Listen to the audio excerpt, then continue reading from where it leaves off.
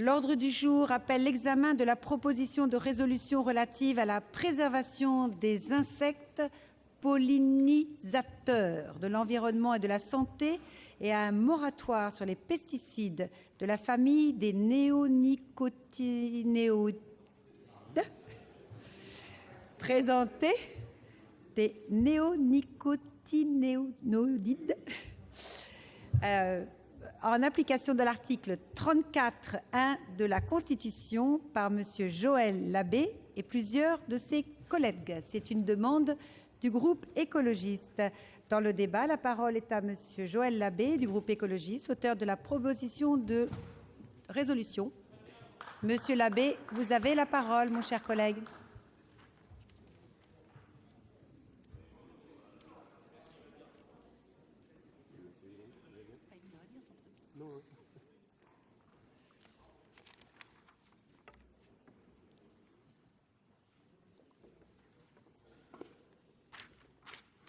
Madame la Présidente, Monsieur le Ministre, mes chers collègues sénatrices et sénateurs, en préambule, je voudrais vous dire que mon propos d'aujourd'hui ne sera pas un discours de discussion générale. J'aime pas les discours. Mon souhait est qu'il puisse être perçu comme un manifeste pour le respect de la vie. Il s'adresse à vous en direct, mes chers collègues, puisque mon rôle, ma responsabilité, est de tout faire pour vous convaincre. Mais il ne s'adresse pas qu'à vous, il s'adresse à toutes les personnes concernées par le sujet qui nous réunit aujourd'hui. En premier lieu, le monde agricole, mais aussi à l'ensemble de la population, des citoyennes, des citoyens directement intéressés par ces sujets, et ils sont nombreuses, cette population qui est foule sentimentale. Ce manifeste pour la vie s'adresse aussi tout particulièrement à nos jeunes, les générations nouvelles, qui ont soif d'idéal dans ce monde qui tangue, et bien sûr, en perspective, aux générations futures. Pas facile de se trouver dans la situation de présenter un texte qui dérange, parce que je sais qu'il dérange autant, qui dérange bien au-delà de ce que j'aurais pu imaginer. Vous commencez à me connaître, je vais le faire avec toute la force de mes convictions. Pourtant, il est tout simple, ce texte. Il ne devrait déranger personne, bien au contraire. Je vous en lis la phrase essentielle que vous devez connaître par cœur, tant elle est simple et soft.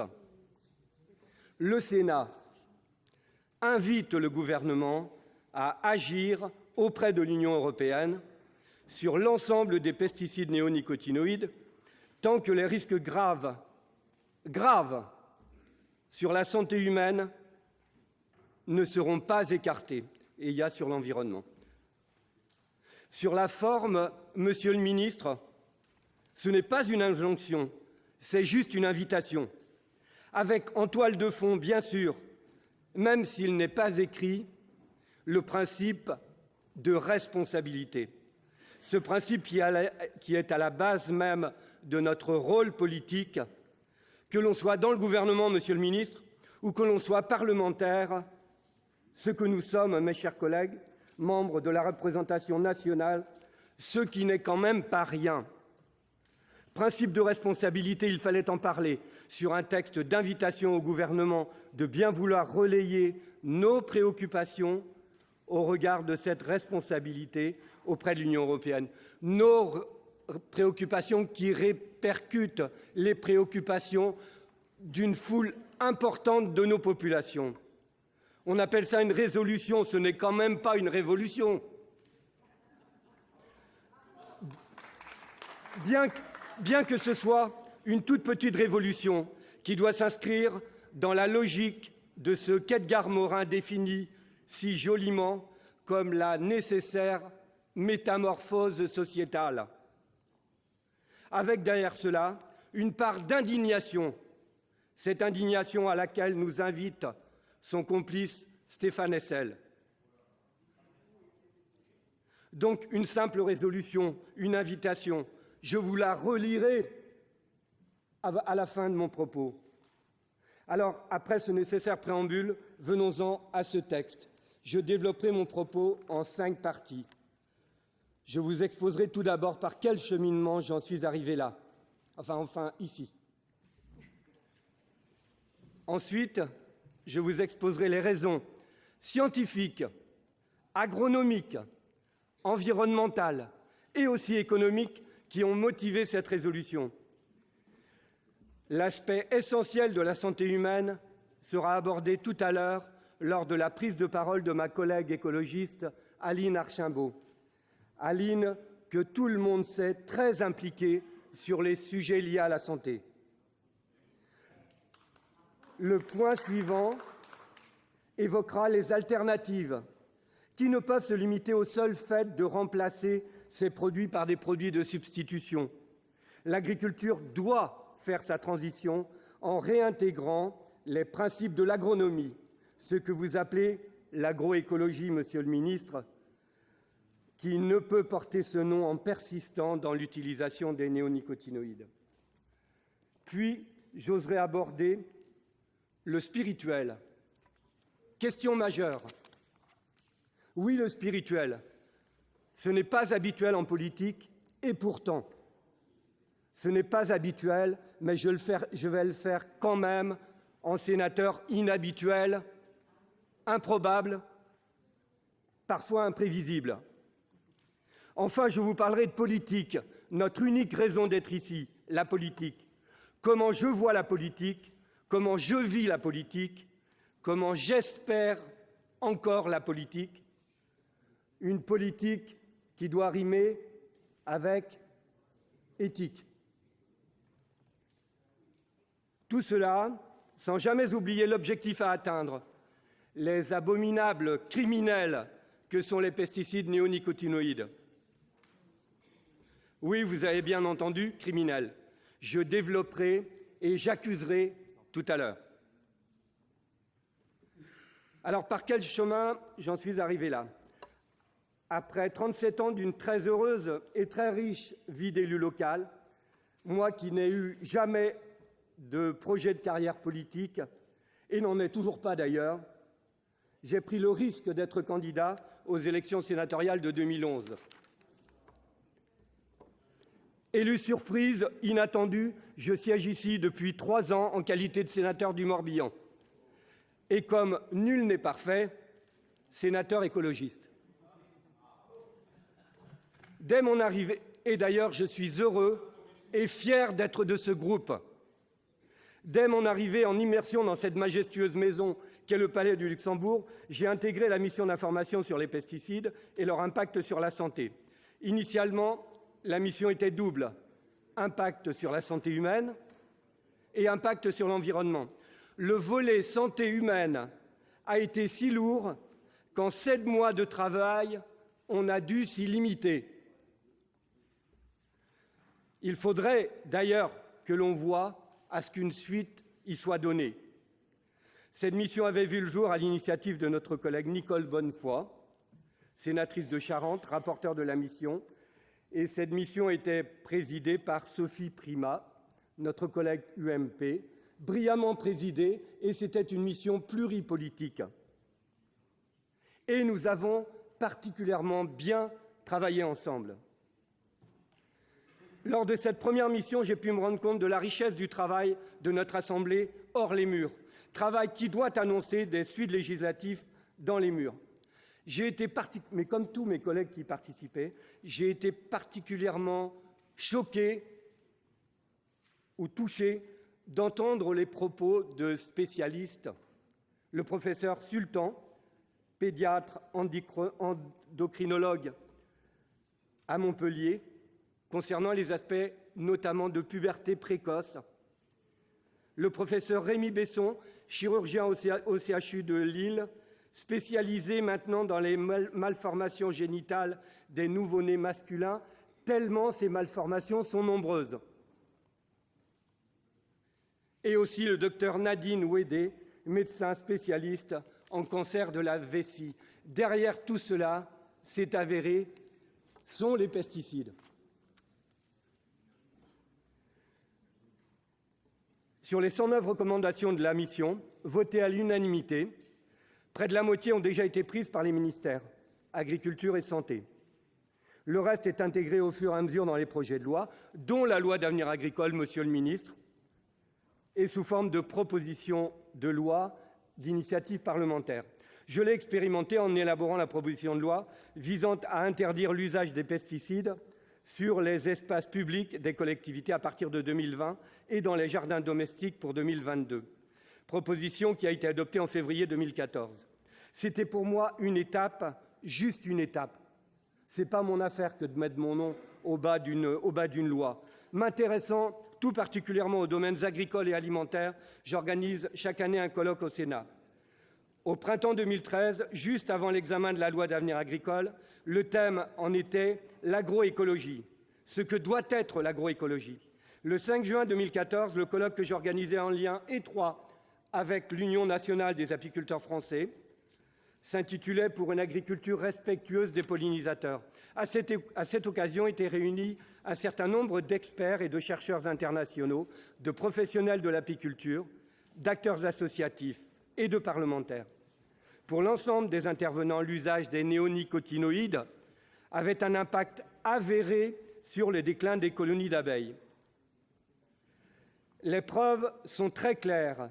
Nous sommes face à une menace qui pèse sur la productivité de notre milieu naturel et agricole. Il convient de planifier leur suppression à l'échelle mondiale. Je cite là le Britannique Dave Goulson, biologiste et apidologue de l'Université du Sussex.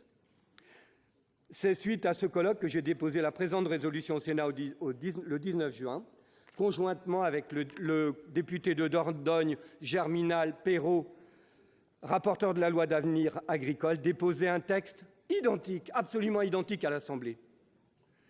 Quelques jours après ce dépôt étaient publiées les conclusions d'une méta-étude reprenant l'ensemble de la littérature scientifique sur 15 pays concernant le sujet des néonicotinoïdes. Cette étude transversale, la Task Force on Systemic Pesticides, visait à étudier les causes potentielles du déclin des insectes depuis les années 50.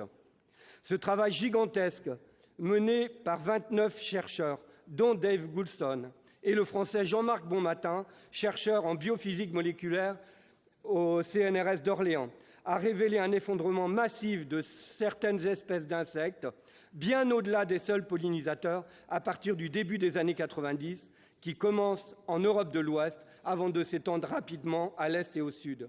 En scientifiques indépendants, sans aucun a priori, ils ont découvert que l'effondrement de ces populations coïncide avec l'introduction des pesticides systémiques, persistants et neurotoxiques de la famille des néonicotinoïdes.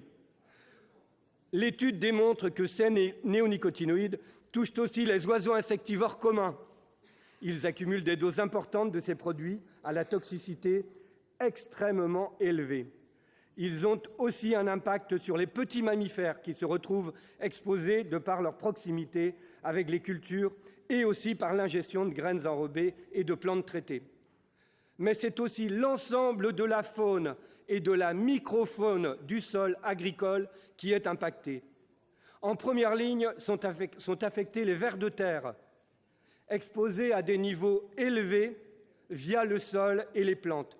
Monsieur le ministre, vous le savez bien, vous qui leur avez rendu un vibrant hommage lors de la 3e conférence environnementale, celui que vous avez nommé votre camarade le ver de terre est un des plus grands marqueurs de la bonne santé des sols et de la biodiversité. Je vous cite, 3 tonnes de vers à l'hectare, ça vous remue 280 tonnes de terre. Pendant ce temps-là, vous n'avez pas besoin de labourer, ce qui est vrai. Alors, monsieur le ministre, l'étude montre qu'ils sont, ces vers de terre, en première ligne de cet empoisonnement généralisé. Bien sûr que quand on a des camarades, moi, mes camarades, je les appelle mes potes, mais quand on a de bons camarades, monsieur le ministre, ou de bons potes, on fait tout pour qu'ils ne soient pas empoisonnés. À propos du travail du sol, la taupe, qui a mauvaise réputation, la taupe, et pourtant, véritable mineur de fond des sols, elle joue, elle aussi, un rôle essentiel dans la vie des sols. Je n'ai rien lu à son sujet pour le moment, mais ce que je sais, c'est que les vers de terre constituent 80% de sa nourriture. Alors voilà, les taupes sont aussi forcément touchées. Tout ça, monsieur le ministre, ça nous donne le vertige, chers collègues. Le sol, la vie même du sol est mise à mal. Lors d'un colloque organisé à l'Assemblée nationale en fin d'année dernière, lors de la Journée mondiale des sols, on a pu se rendre compte combien les sols, à l'échelle mondiale, avaient perdu de leur fertilité. On parle de la qualité de l'eau qui va mal, on le sait. De la qualité de l'air qui va mal aussi, on le sait.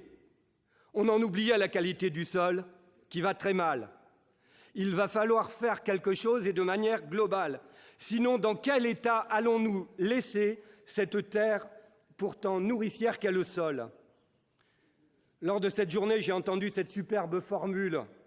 La vie fait le sol et le sol fait la vie. Alors faisons en sorte que cesse le massacre.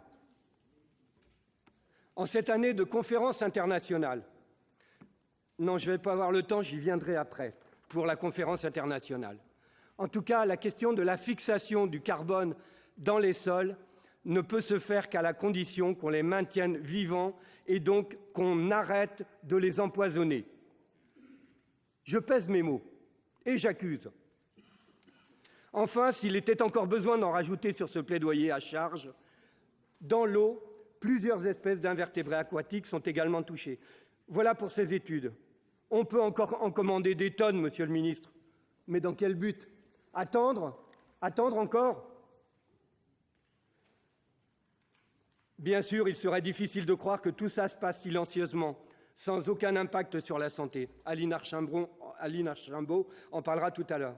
L'aspect économique, en ces temps difficiles que traverse notre économie, on entend dire « Attention, l'environnement, les petites bêtes, les petites fleurs, c'est bien joli, mais il faut quand même nourrir les populations de la planète, penser à l'emploi. » C'est là le grand discours classique de ce qu'on appelle la profession. En particulier son grand maître, incontesté et incontournable, que certains appellent le ministre de l'Agriculture bis. Ça ne me plairait pas, monsieur le ministre. Et bien sûr, les firmes regroupées, je les nomme, peut-être ils sont là. Derrière l'UIPP, l'Union des industries pour la protection des plantes. Quelle protection des plantes, quelle protection des sols, quelle protection de la vie ils apportent. Or, la valeur économique de la pollinisation, puisqu'on parle économie, a été estimée à 153 milliards d'euros par an. La seule Europe affiche un déficit de 13,4 millions de colonies d'abeilles. En France comme en Allemagne, moins de 50% des colonies nécessaires à la pollinisation sont encore présentes. Quant à la valeur économique que représente la vie du sol agricole, celle-là qui fait sa fertilité, renouvelable sans fin, si on la respecte, je n'en ai pas encore les chiffres, mais cette valeur est inestimable et à terme équivalente au poids économique de l'ensemble de l'agriculture mondiale. N'allez pas imaginer qu'on pourra nourrir la planète en 2050 en se passant du sol, ce serait une folie. À propos de ces valeurs, lors de mon intervention ici à la tribune, lorsque vous étiez au banc, monsieur le ministre, en fin d'année dernière, je vous avais fait une proposition cash, un peu à la volée, de faire mener une étude complète, chiffrée. Écoutez bien, notez bien, chiffrée, mesurant précisément les coûts d'externalités négatives de l'agriculture productiviste et les bénéfices chiffrés en services rendus par les aménités apportées par les agricultures alternatives, notamment l'agriculture biologique, dont on parle beaucoup trop peu. Aujourd'hui, monsieur le ministre, c'est solennellement que je vous le demande de cette tribune, de mener cette étude afin que la population française puisse choisir, mais la population européenne aussi, puisse choisir et soutenir ce qu'elle souhaite comme agriculture et ainsi permettre la véritable transition tant attendue. Un mot sur le nouveau plan Écophyto. Le premier plan, même si on va trouver des petites choses, le premier plan, c'est une catastrophe. C'est un plan, un acte manqué. Alors, il y a des intentions derrière le second plan. Mais si un premier signe comme celui d'aujourd'hui, on n'était pas capable de le donner, on serait dans le renoncement. Monsieur le ministre, mes chers collègues, je retiendrai la citation d'André Pochon, mise en avant dans le rapport Potier. Alors, je vous invite à lire ce qu'il a écrit, monsieur André Pochon. Un paysan, un vrai paysan. Comment se fait-il donc que l'agriculture dite moderne ait oublié à ce point les règles élémentaires de l'agronomie? Comment se fait-il qu'elle ait tourné le dos à une agriculture durable qui préserve l'avenir des hommes et de la terre sans sacrifier le présent? Tout est dit, il est tard, mais il n'est pas trop tard. Par contre, en 2025, il sera trop tard. Je vous l'avais annoncé, je vais prendre le temps, Madame la Présidente, j'en ai plus pour longtemps. Je vous l'avais annoncé que j'allais aborder le spirituel. À la fin du siècle dernier, il n'y a pas si longtemps, on citait encore souvent ce grand visionnaire qu'était André Malraux. Le 21e siècle sera spirituel ou ne sera pas. Je trouve qu'on le cite de moins en moins souvent. Ce siècle est déjà là, ce siècle a déjà 15 ans, et le spirituel tarde à venir.